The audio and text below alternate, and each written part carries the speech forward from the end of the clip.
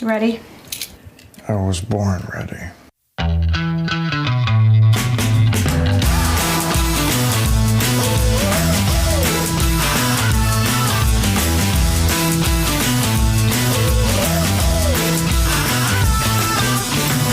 Welcome to Advisory Opinions. I'm Sarah Isgur. That's David French. And this is going to be one of the most classic Advisory Opinions episodes in the history of Advisory Opinions, which maybe makes it not a classic. I don't know. But nevertheless, David, we're going to do a little bit news of day. Then we've got 3 Supreme Court decisions to talk about, a dig and a cert grant. Does it get more AO than this? It does not. There's no way. This is peak AO. Let's start news of the day. David, National Guard deployments under the law. This is not the Insurrection Act going on in California. There's been a lot of confusion. Explain. Yeah. So what's happened is, as people have seen on television, there have been violent protests, riots outside of ICE or federal facilities in Los Angeles. And Trump mobilized 2,000, I believe, members of the National Guard. And when he did that, there was sort of this ripple throughout the country was, have we reached the point where he's invoking the Insurrection Act? Now, the Insurrection Act, for those who don't remember, there's been we've discussed it a few times on this podcast. The Insurrection Act is a very old law. It's one of the older laws in American life that allows a president to activate federal troops, active duty soldiers, or to nationalize the National Guard, federalize the National Guard, and deploy troops into city streets, into American territory to impose order and actually perform what you might think of as law enforcement type activities. And some version of an Insurrection Act, I think, is necessary in a democracy. There are times, i.e. the Civil War, for example, where law and order breaks down, where federal authority, there's open defiance of lawful authority. Now, it should only be invoked in extreme circumstances. And I would say, in general, only when requested by a governor or a mayor that they cannot maintain order. However, the law is pretty broadly written, and essentially, and the bottom line means that the president, in his or her sole discretion, can invoke the Insurrection Act, which is it's dangerous. That's a dangerous delegation of power to the president. But he didn't do that. He didn't do that. A lot of the rhetoric was rhetoric you would expect from the administration before invoking the Insurrection Act, like it's an insurrection, it's an invasion. But he didn't do it. Instead, he used a different law, 10 U.S.C. Section 12406. And it is, the relevant passage says, whenever there is a rebellion or danger of rebellion against the authority of the government of the United States, the president may call into federal service members and units of the National Guard of any state in such numbers as he considers necessary to repel the invasion, suppress the rebellion, or execute the laws. And so essentially what he did was this provision is much narrower than the Insurrection Act. And so essentially what he did is he mobilized the National Guard, but under this authority, this does not grant them law enforcement authority. So it's very essentially protective. In other words, the National Guard has the ability to protect the federal site, but doesn't have the ability to engage in actual law enforcement type activities. Steve Vladek, who's been on this podcast, has a really good post on Substack about it. And he says, under the statute, the troops have the authority to, quote, suppress the rebellion, but they don't have the kind of sweeping law enforcement authority. And he says, quote, nothing that the president did Saturday night would, for instance, authorize these federalized National Guard troops to conduct their own immigration raids and make their own immigration arrests. Instead, it federalizes 2,000 National Guard troops for the sole purpose of protecting the relevant DHS personnel against attacks. So while the rhetoric was extreme, the action has been more limited, at least so far. But I'm praying for peace in Los Angeles right now. The riots are inexcusable. Civil disobedience is honorable. Violence is way beyond the pale.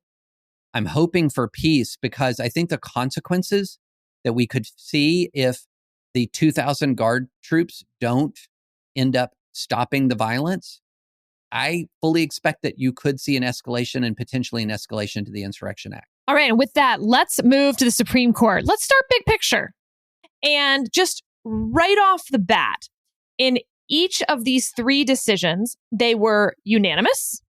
They were written by each of the liberal justices, and they were about conservative outcomes. I mean, broadly speaking, if we're just doing outcome-based analysis here, but we're not, because this is advisory opinions. But I did want to read something that Devin Dwyer over at ABC News, where I'm an analyst, wrote.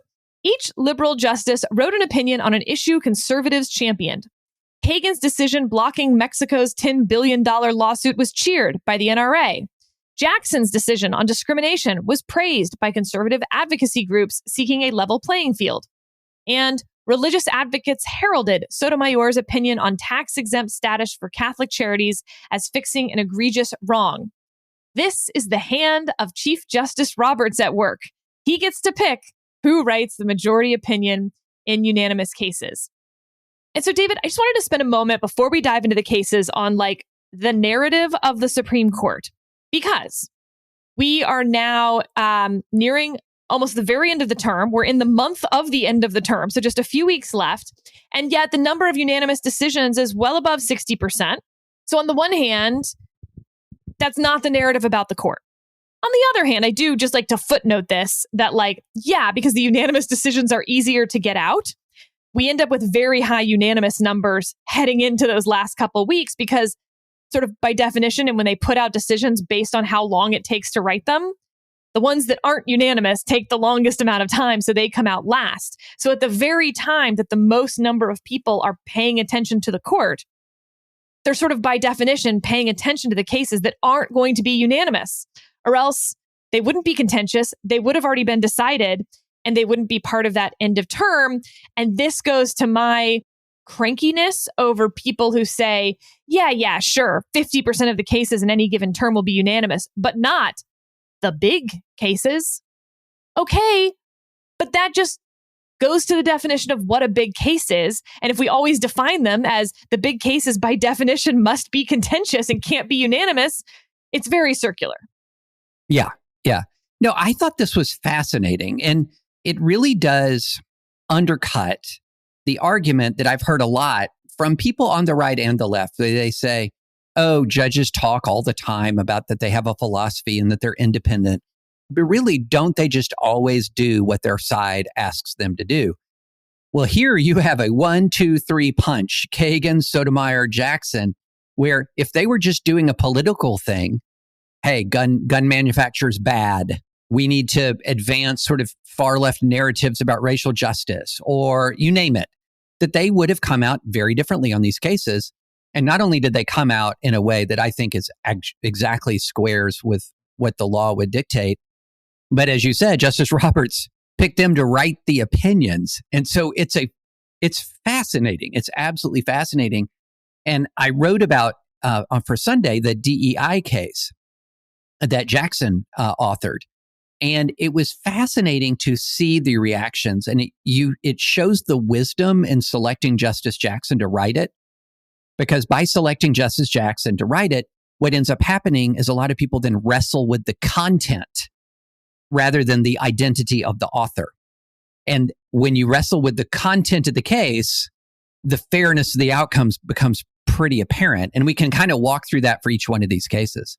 You know, speaking of just that, by the way, I don't know how much you've been messing around with AI these days when it comes to Supreme Court cases, but something really interesting happens when you do, which is AI, like I think the overwhelming narratives about this, has a strong bias towards 6-3 outcomes. If the case has any bit of political, relevance at all, the AI models will keep saying that the court's going to come out 6-3, even though that is a very unlikely outcome, actually. Right. 50% of the cases are unanimous, and roughly speaking, fewer than 10% will be 6-3 along ideological lines. And I guess I just it's funny to me that AI is mirroring back this larger media narrative. Now, it kind of makes sense because it's a large language model, meaning it literally is mirroring back the media narrative about the court in many respects. It's literally mirroring back what human beings say about the court, and human beings are constantly wrong about the court. Yeah, but like, it's just getting it wrong. And so people are having a really hard time getting AI to sort of work when it comes to Supreme Court predictions because of those incorrect narratives. All right. With that, David, let's actually dive into these cases. Let's start with, what do you think? How about the Ames case, David? This was on employment discrimination. Very good decision. Very good reasoning. I meant us starting with it. Are you good with us starting with it? Oh, okay. Totally good. Okay. I'm excited to start on that one. Yes, I'm excited to start on that one. This was a decision written by Justice Jackson with a concurrence from Clarence Thomas, joined by Justice Gorsuch. And because this is advisory opinions, let's start with the text of everything we need to know about this case, David. So first, Title VII. Title VII bars employment discrimination against any individual because of such individual's race, color, religion, sex, or national origin. And the text of Title VII provides that an unlawful employment practice is established when the complaining party demonstrates that race, color, religion, sex, or national origin was a motivating factor for an employment practice, even though other factors also motivated the practice. Okay, that's Title VII. You ready for your next thing?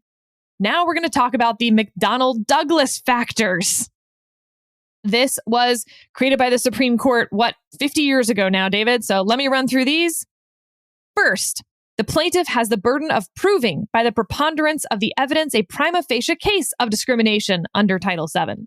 Second, if the plaintiff succeeds in proving the prima facie case, the burden shifts to the defendant to articulate some legitimate non-discriminatory reason for the employee's rejection. Third, should the defendant carry this burden, the plaintiff must then have an opportunity to prove by a preponderance of the evidence that the legitimate reasons offered by the defendant were not its true reasons, but were a pretext for discrimination. That's right, we kind of ping-pong back and forth. Now, some circuits created an additional factor called the background circumstances rule, and that's what this case was about. This rule requires a majority group plaintiff to prove, in addition to the standard elements under McDonnell-Douglas, that background circumstances support the suspicion that the defendant is that unusual employer who discriminates against the majority. So, David, we talked about this case after oral argument. This was a case where a woman did not receive a promotion, and the job went instead to someone who was homosexual. Then she was demoted and replaced by someone who was homosexual. She claimed that she was facing discrimination against heterosexual people at her job. The court, in this case that was in the Sixth Circuit, dismissed her claim because she couldn't prove that this was one of the, quote, unusual employers who discriminates against the majority under that background circumstances rule. The Supreme Court, to put it mildly, gnaw-dogged that background circumstances rule. As Justice Jackson wrote, Title VII is about individuals, and what she didn't write, bye-bye. Just on the majority's opinion, David, because the concurrence from Justice Thomas is worth quite a bit of time here, but majority, nothing about this is surprising. It reminds me of any number of other cases where people are treated like groups instead of individuals when the law actually says individuals. I think that this is actually a nice follow-on in a lot of ways to the Harvard affirmative action case. We're going to treat people as individuals, y'all, under Title VII, under any anti-discrimination statute. You're not part of a majority or part of a minority. And what the hell do those terms even mean in 2025? Yeah, I thought it was a very compelling opinion. And what was so compelling about it is that it just very plainly stated, this is about individuals. And so when you talk about that, I would say if you're going to talk about what is it about the DEI debate that divides us the most, it would be, are you primarily before the law an individual, or are you primarily before the law a member of a group? And the the more extreme versions of DEI treat people primarily as members of groups. And so, for example, if you're treated primarily as an individual, then there is an individualized determination. And you can have, say, a preference for people who are coming from a working class background, or say a preference for first generation college students, or preferences like that that are not related to skin color. What you cannot do is then, with the Harvard v. Fair case, for example, use skin color as a proxy for adversity. And in this case, you can't use skin color as a proxy for privilege. So they're kind of two sides of the same coin. One side, Harvard, says that your race is not a substitution for the judgment of your individual application. And then on the other side, your in this case, sexual orientation is not a marker of dominance or marker of privilege. And I think that is kind of closing the loop on the DEI debate conceptually.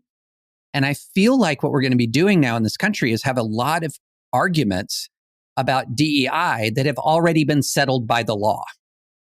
And that it's going to take time for that legal settlement to work through the American system and culture. So you're going to continue to have policies and practices in companies and governments that are discriminatory on the basis of race, sex, and sexual orientation in the name of diversity.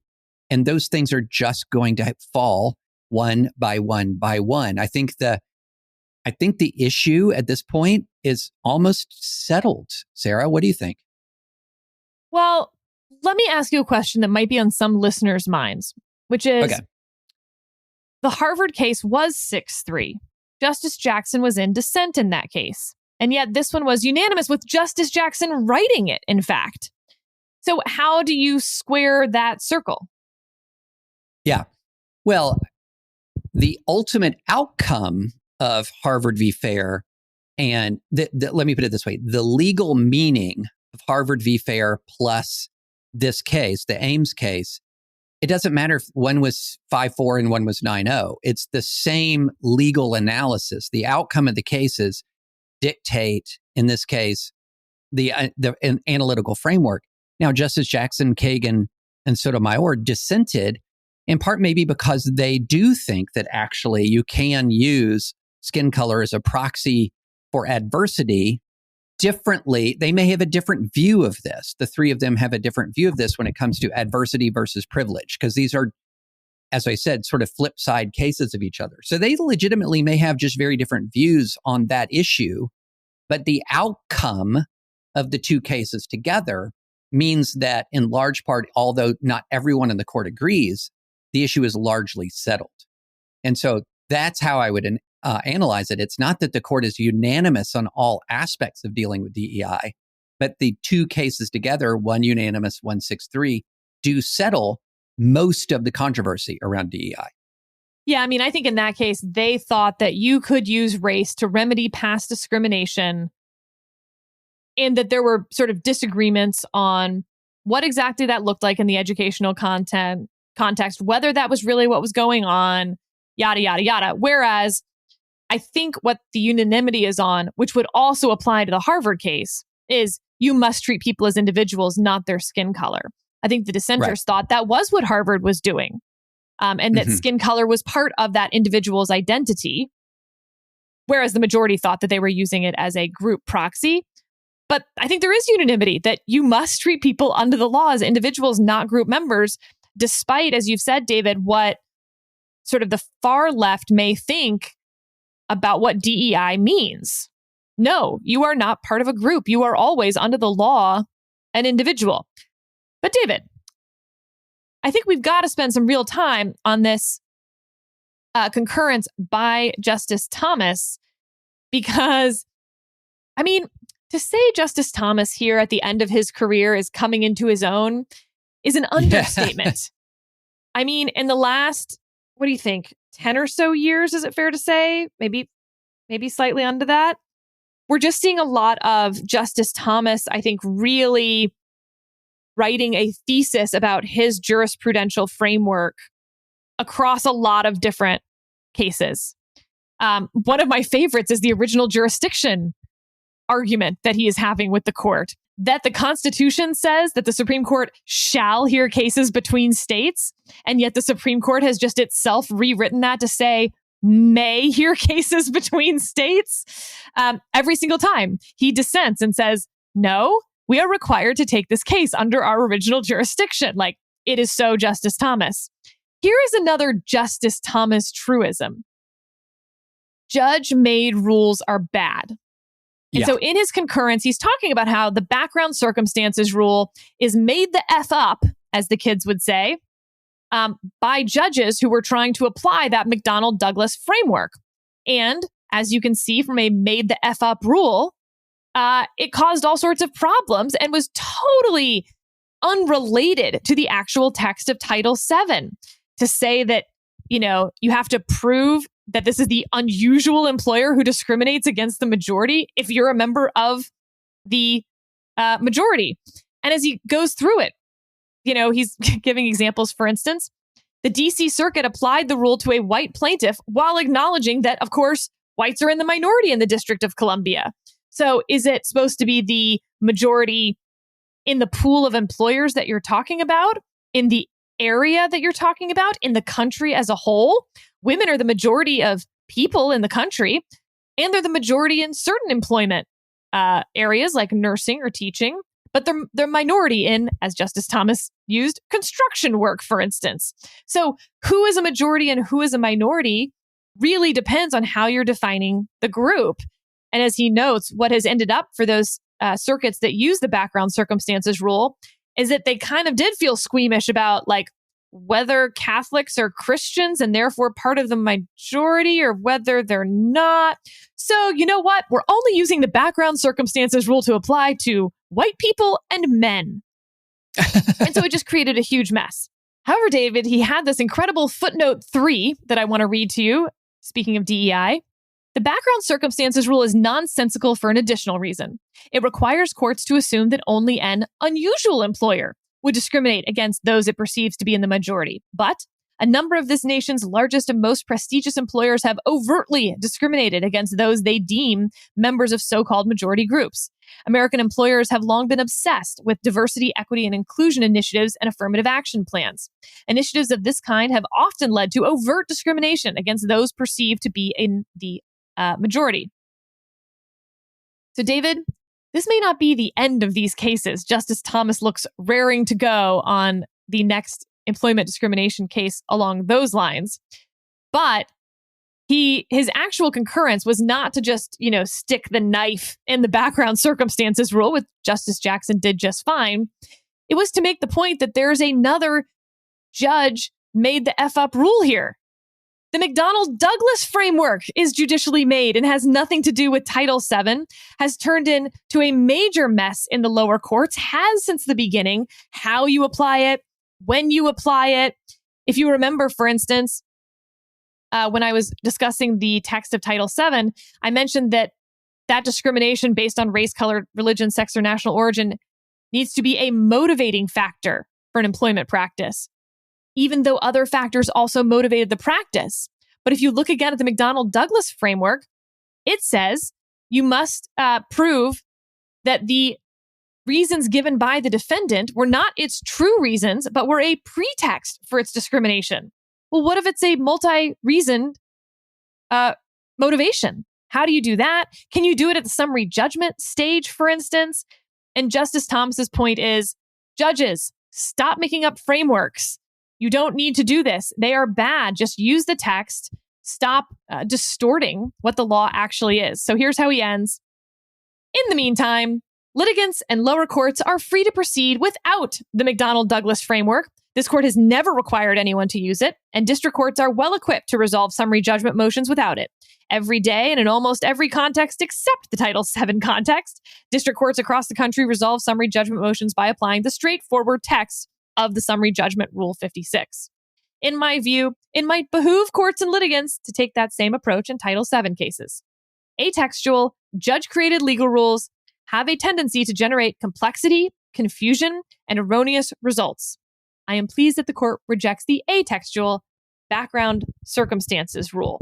But like you think about the McDonnell-Douglas framework, David, and he's just so right that it has spawned any number of precedents on how to apply the McDonnell-Douglas framework and additional factors to consider, and you're off to the races. Well, I'm with him, especially on this case and the McDonnell-Douglas framework. And I'm with him, largely with him on just the general argument about judge-made rules. It does introduce complexity. And especially here, why do you need to have a back and forth legal standard when normally when you're pursuing a case in civil litigation, you're just proving your allegations by a preponderance of the evidence. Did they discriminate against me or not? By a preponderance of the evidence. Was this a motivating factor or not? By a preponderance of the evidence. Totally extra complexity here. Now, a lot of litigants have adapted to it. It's almost like a dance. You make your initial claim, you have your anticipated defense, and then you have your rebuttal, which is actually how just all litigation works. I know, that's what's sort of funny about it. Yeah, which is so weird about it. So then you're like, wait, okay, but just the way litigation works is now called the McDonnell-Douglas framework. I don't get it's. But the lower court started reading into every word of the McDonnell-Douglas framework way too much and then creating precedent to build upon the McDonnell-Douglas framework. And you kept moving further and further away from Title VII as they kept building the McDonnell-Douglas edifice that is, again, my new legal doctrine, made the F up. Yeah, no, you're exactly right. Because if you're a judge and you think, okay, hey, wait a minute, this framework just looks like the way litigation works, but they didn't leave it that way. They said we have a special framework, so it must mean something special. And they created all the specialness about it. And it's just needlessly complicated. But in your normal plain vanilla employment discrimination case, it actually is fine. It's when the case gets complicated, when there are unusual facts, that things get really tough. But in a normal case, you do this dance and you make your claim, they have the rebuttal, you make your response, and that's that. It is what it is. But it's when cases get difficult, it's when cases get unique, that all of this, a spider web or a web of complexity just sort of descends upon it. And it's frustrating, it's time consuming, it delays justice.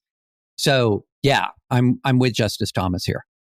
And so just to rehash, you have Justice Jackson writing for a unanimous court holding that a heterosexual can claim homosexuals discriminated against her in employment and move her case forward. Though I have to say, I do think in the end, she will lose her case just based on what's been alleged in the complaint. You have Justice Thomas trying to make it easier for people to bring employment discrimination claims. Exactly. So take that Supreme Court narrative about what liberals and conservatives, want for outcomes only. Yeah, no, that's it. I had not thought about that second part that you just raised, Sarah. Here's Justice Thomas, arguably the single most conservative judge on the court, certainly in the running for one of two. And he's like, yeah, we need simpler employment litigation practices, which is actually quite plaintiff friendly because it's the plaintiffs who tend to have much fewer resources. They want cases to be more straightforward. Defendants thrive on complexity often. And so, yeah, I hadn't even thought about that other side of this, but you're exactly right. Well, let's move to our next narrative busting case, the Smith & Wesson gun case. And before we do, we'll take a quick break to hear from our sponsor.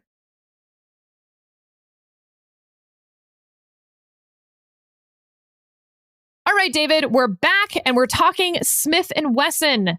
This case was unanimous and written by Justice Kagan with a concurrence by Justice Thomas and a concurrence by Justice Jackson. This is about the Protection of Lawful Commerce in Arms Act, the PLCAA. It barred certain lawsuits against manufacturers and sellers of firearms. And this was really Congress's express rejection of efforts by, as Congress put it, to accomplish through litigation that which they have been unable to achieve by legislation. Right? So they were providing exemptions to the gun manufacturers, not because they loved gun manufacturers so much, but because there were all of these lawsuits trying to shut down gun manufacturers that they couldn't get done through legislation. So basically, it says they're immune from lawsuits, product liability lawsuits, except if you can show that the manufacturer or seller knowingly violated a state or federal statute applicable to the sale or marketing of firearms, and that violation was a proximate cause of the harm for which relief is sought. So now we're going to test how big that exception is. And here comes Mexico. Mexico sues the manufacturer saying that they were aiding and abetting the illegal trafficking of guns into Mexico. Their argument? They only have a single gun store in Mexico. They issue fewer than 50 gun permits per year. But gun traffickers purchase their firearms in the United States, often in illegal transactions, and deliver them to drug cartels in Mexico. Those groups, predictably enough, use the imported firearms to commit serious crimes, drug dealing, kidnapping, murder, and others. According to the Mexican government, as many as 90% of the guns recovered at crime scenes in Mexico originated in the United States. So, just to refresh everyone's memory of how our system of gun selling works here, the gun manufacturers sell to distributors, the distributors sell to dealers, the dealers sell to customers. So Mexico is claiming that a small minority of the dealers are responsible for most of the sales to Mexican traffickers. So how do they get to the manufacturers? 3 arguments. 1, the manufacturers continue to supply those dealers as they do legitimate ones in order to boost their own profit. So like they know who the bad dealers are and they keep giving them guns through this, system of manufacturer to distributor, distributor to dealer. Okay. 2, the manufacturers have failed to impose the kind of controls on their distribution networks that would prevent illegal sales to Mexican drug traffickers. We'll call this the "they could do more" argument. Right. And number 3, the manufacturers have made design and marketing decisions intended to stimulate cartels' members' demands for their product. Most prominently, Mexico asserts that the manufacturers have increased production of military-style assault weapons with an eye towards cultivating the criminal market with Spanish language names or graphics alluding to Mexican history. Justice Kagan, in short, Mexico has not adequately pleaded what it needs to, that the manufacturers participate in those sales as in something they wish to bring about and seek by their actions to make succeed. So in short, all 3 of Mexico's arguments can be true. And nevertheless, it is not enough to actually win in that exception from the PLCAA. David, reaction.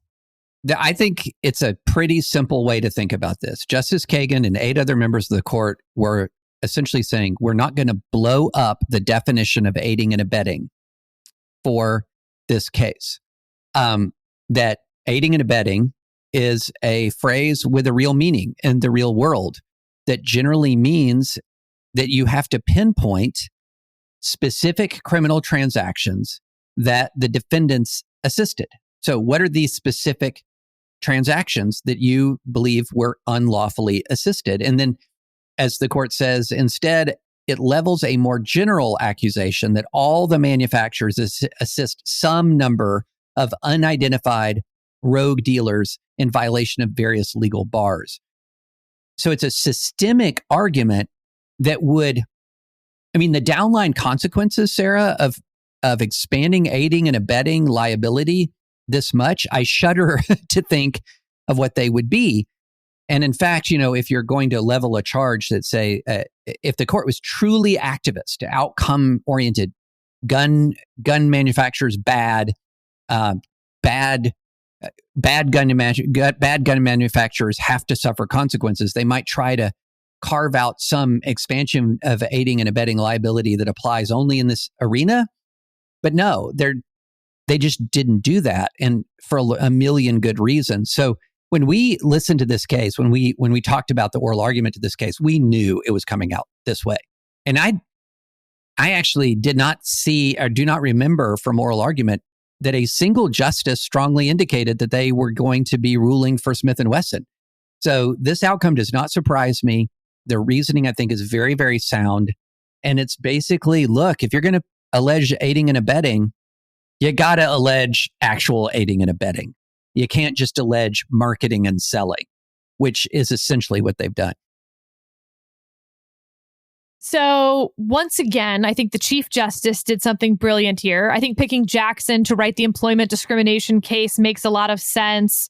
I think having Justice Kagan write this makes a lot of sense because you have Justice Kagan here, the textualist. She's looking at the PLCAA. It says aiding and abetting.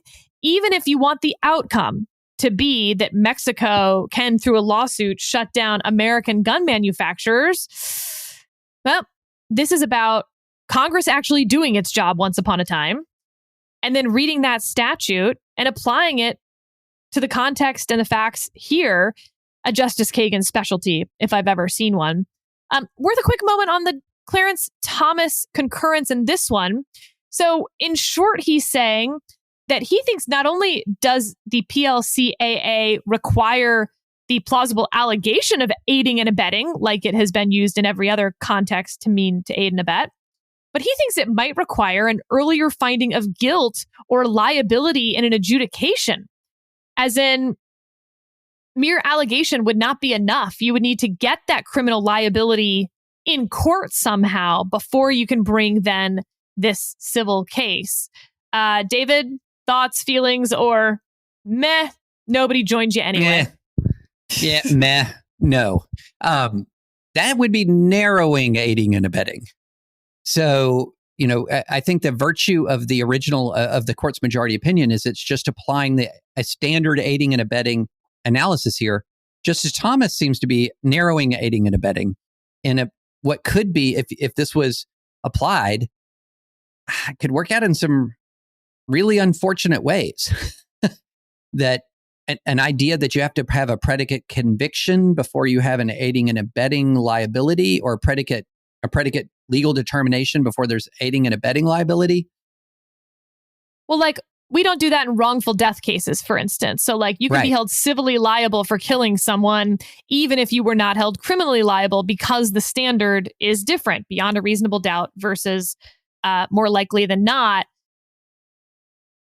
But as Justice Thomas notes, allowing plaintiffs to proffer mere allegations of a predicate violation would force many defendants in PLCAA litigation to litigate their criminal guilt in a civil proceeding without the full panoply of protections that we otherwise afford to criminal defendants. Yeah, I hear you, but we do that in civil cases in other contexts quite a bit.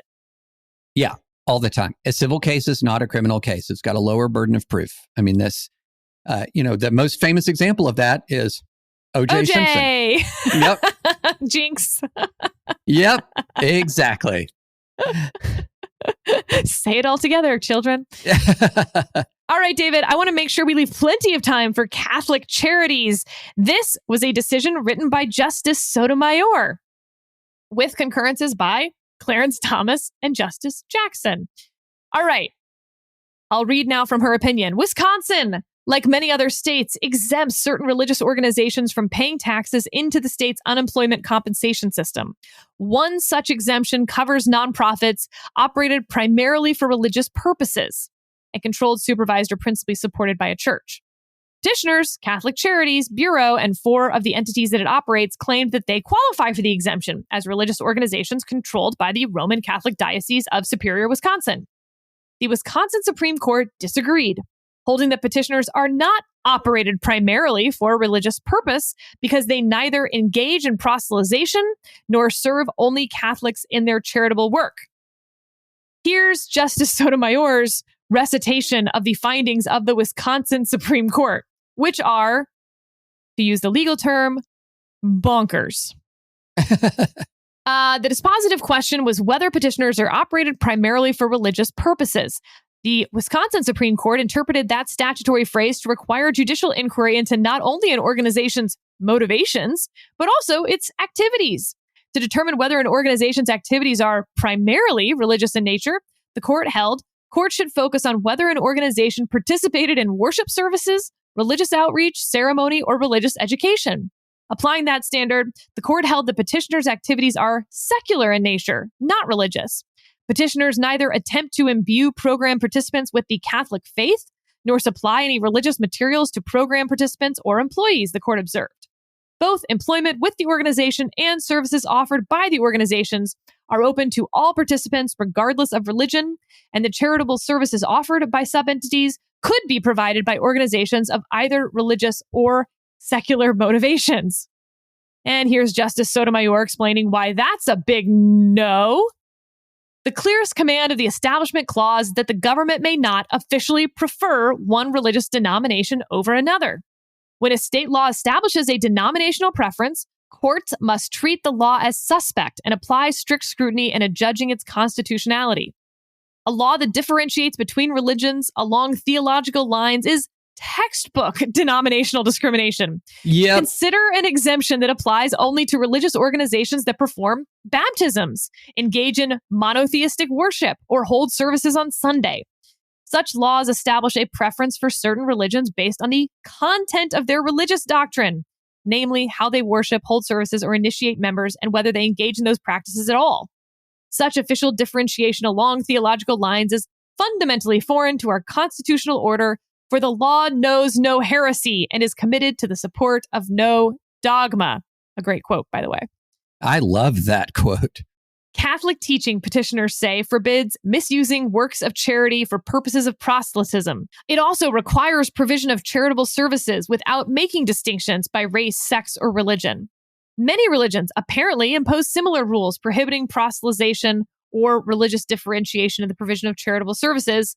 See brief for religious liberty scholars discussing Judaism, Islam, Sikhism, and Hinduism. And as she ends the opinion, there may be hard calls to make in policing this rule, but this is not one. So a couple of thoughts right off. When you read out loud, Sarah, you may not have been conscious of this, but when you read out loud that the Supreme Court has just unanimously affirmed the principle the law knows no heresy and is committed to the support of no dogma, there was a sound of a million screaming Christian nationalists in the background. How dare you, Supreme Court? How dare you? No, this is so obviously correct. This is one of the very few cases I think that the Supreme Court takes just for error correction purposes. But it's interesting.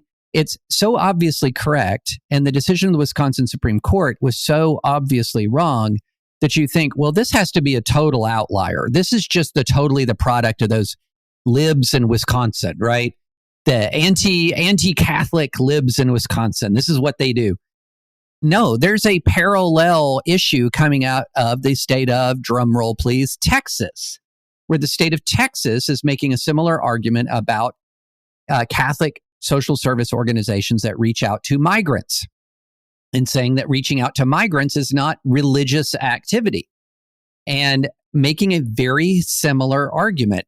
And so what you're seeing, I mean, this horseshoe theory reality of American politics, I don't think enough people have absorbed how completely we are horseshoeing at the edges of American political life. And where it becomes most clear are in these constitutional cases.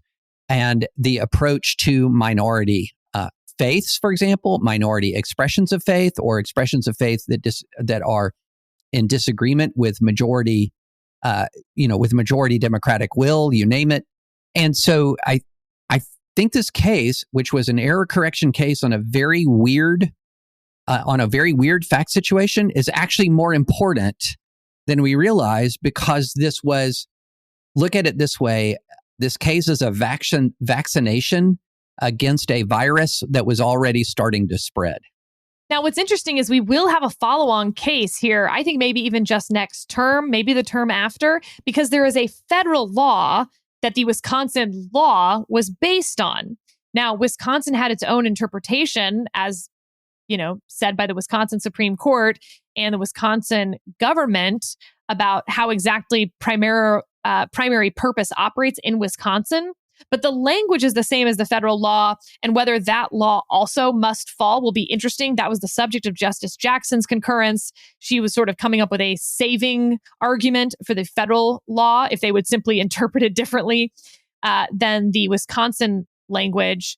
The Solicitor General had already basically said that parts of that federal law applications of that federal law would probably have to fall. So I do see that coming down the pike here in short order. But, I mean, this was just like actually kind of beautiful opinion written by Justice Sotomayor in an era where so much is so contentious and one side's beauty is another side's ugly. I love that this was unanimous. And I really liked the way that she wrote it. Yeah, it's a wonderful opinion. I thought each one of these three cases were a combination of correct outcome with correct approach. And it's very interesting because of this, we went through a news cycle think about this.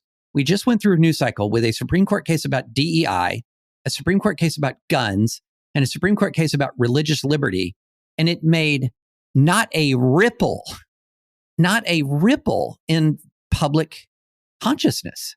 This was something that was, it was in newspapers, et cetera. But as far as compared to previous battles over guns, over religion, over diversity, it's really remarkable how quiet it all was, Sarah. But this gets to my 6-3 point. If these cases had been 6-3, yeah, I think they would have been seen very differently.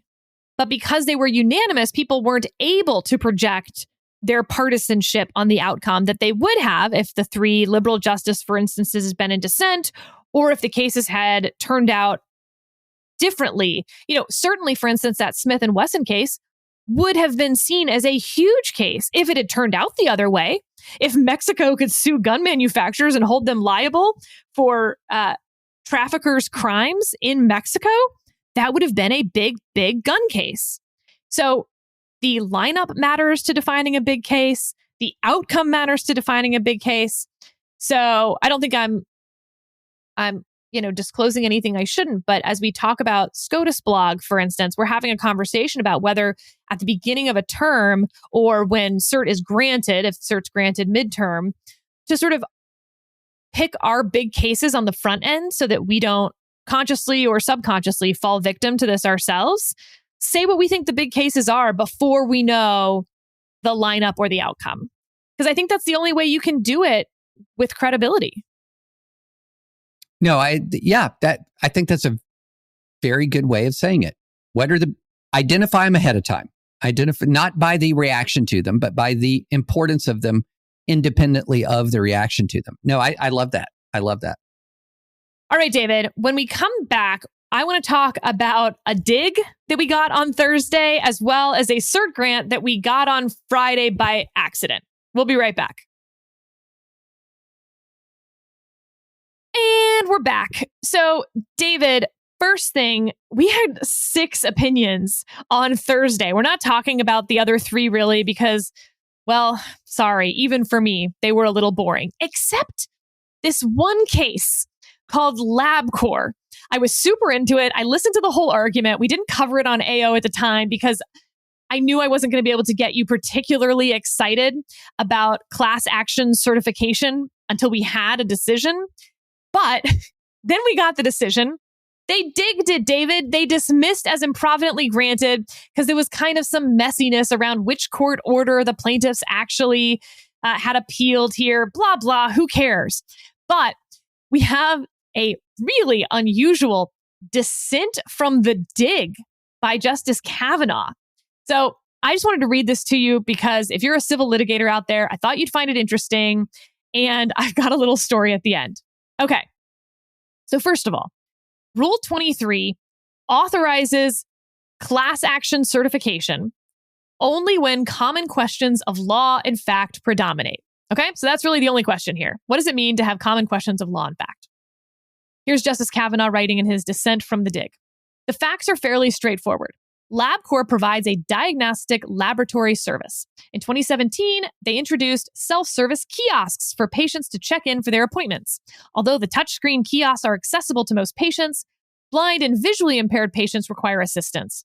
To accommodate those patients who cannot use a kiosk without assistance or who prefer not to use one, Labcorp maintained and bolstered its front desk services at patient service centers.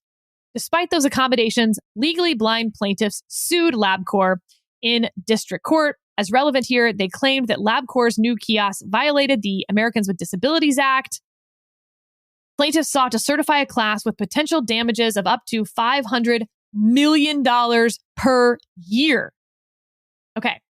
So in May 2022, the district court certified a class consisting of, quote, all legally blind individuals in California who visited a Labcorp patient services center in California during the applicable limitations period and were denied full and equal enjoyment of the goods, services, facilities, privileges, advantages, or accommodations due to Labcorp's failure to make its e-check-in kiosks accessible to legally blind individuals. Labcorp appealed, contending that plaintiff's class definition was overbroad because it would sweep in many uninjured members, including blind patients who would not use kiosks anyway because they dislike kiosks or prefer to speak with a front desk employee when checking in for appointments. And as Justice Kavanaugh points out, classes that are overinflated with uninjured members raise the stakes for businesses that are the targets of class actions. Overbroad and incorrectly certified classes threaten massive liability. Here, $500 million a year, that in reality can coerce businesses into costly settlements that they sometimes must reluctantly swallow rather than betting the company on the uncertainties of trial. Importantly, those coerced settlements substantially raise the cost of doing business, and companies in turn pass on those costs to consumers in the form of higher prices, to retirement account holders in the form of lower returns, and to workers in the form of lower salaries and lesser benefits. So, overbroad and incorrectly certified classes can ultimately harm consumers, retirees, and workers, among others. David, if the case hadn't been digged, I think we were going to see a decision that classes must be only injured members, and that was actually going to be a pretty messy thing because you have to figure that out at the class certification stage. But what about the damages stage? And again, our civil litigators will be nodding their heads vigorously at this point. David, I told you I was really into this case. I listened to the whole oral argument. It was very long, pretty contentious at points. And then I went about my life rather than covering it on this podcast. But a few weeks later, I had to go to Labcorp to get some blood work. And during the oral argument, I had been assured that it was actually totally up to you whether you want to use the kiosk, that a lot of people would prefer to use the kiosk, but a lot of people would prefer to go talk to a human being, and that's the whole thing about why we don't know whether this class was in fact overbroad and included uninjured members. So I walk into Labcorp, I see the kiosk, and I'm sort of fumbling with all my stuff and whatever, so I just go to the front desk to check in. You know what happens, David. She says, "Oh, you have to use the kiosk." Yes. Okay, so that's funny because I was just about to interject and say, I'm fascinated by this case because about a couple of weeks ago, I had to go to Labcorp to get some blood drawn. And my experience was very different. I walk into, I believe it's a Walgreens. I walk to the back and there was a Labcorp sign and there was a closed door and a kiosk. And that was it. There was no human being. There was a cashier at the front of Walgreens. There was a pharmacist in the pharmacy, but there was absolutely not a human being. And so I'm sitting there going, I used the kiosk and I was thinking, wait a minute, is there actually a human being here? What's going on? Shouldn't there be a person? And so I used the kiosk. I waited about 3 minutes.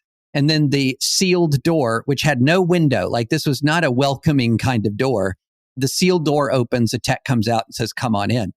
But it gave me a little bit of an interesting perspective on this case, that it was just a wall with a kiosk. That was the Labcorp location. Look, many times when I walk into these types of places, I would rather use the kiosk because there's a line to talk to the person at the front and I'm just trying to check in or whatever. So I like the kiosk option.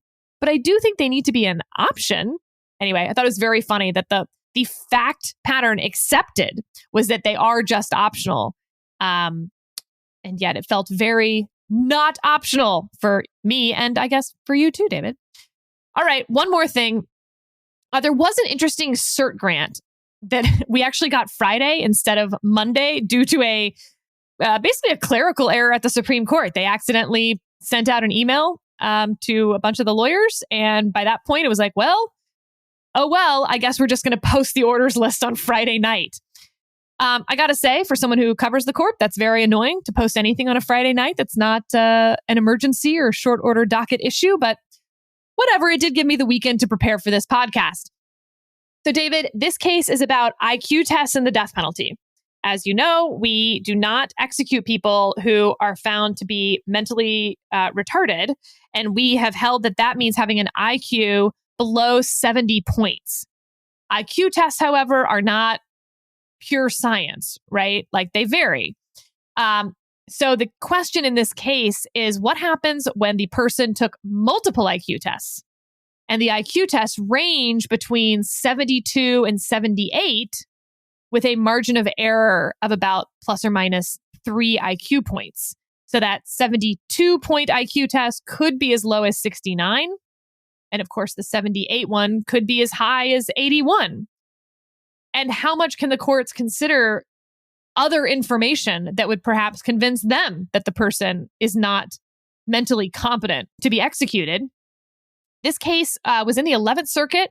It was sent back by the Supreme Court before, and the 11th Circuit once again struck down the imposition of the death penalty, and the Supreme Court has granted cert on it. So I got to tell you, David, I think in the end, this will be upholding the death penalty for this person, but it will be argued next term and decided next year. Yeah, this is an area that IQ testing that I know so little about that my ability to sort of walk in and talk about this, I'm going to have to read the briefing in this case pretty carefully to form any kind of educated opinion on it because, but I tend to agree with you. I tend to agree that that's likely the ultimate outcome, but before I say another syllable, I want to read all the briefing in this case. David, forget the topic. The case went up to the court. They reversed and set it back down. And now it's back up and they grant cert. I don't care what the topic is. You're getting reversed for good. Like they think you're playing shenanigans, whatever the topic, and they don't like it. What's sort of surprising about it is it's this 11th Circuit panel, the 11th Circuit, not really known for being soft on the death penalty. I think you see the courts when it comes to death penalty cases really wanting to cut back on the decades that it takes, cut back on the judicial second guessing. They want a fair process, but once that process has been completed, we're not going to have endless appeals, endless court intervention. But we'll see. We'll see. All right, David, that wraps up this episode of Advisory Opinions. We've got some really interesting circuit cases for next episode. And of course, who knows what could come out on the short order docket between now and then? Could be a barn burner. But if you are looking for something else to listen to, former New Orleans Mayor Mitch Landrieu was on the Dispatch podcast with Jamie this week. Landrieu was pushing back against that book, Original Sin, the one written by Jake Tapper and Alex Thompson about Biden's mental decline and the cover-up at the White House. That book has been a bestseller, to say the least. In a time when political books have not been doing particularly well in the Trump era, this has been a real difference. So very interesting podcast if you're looking for something else to listen to. And if not, we'll see you next time on Advisory Opinions.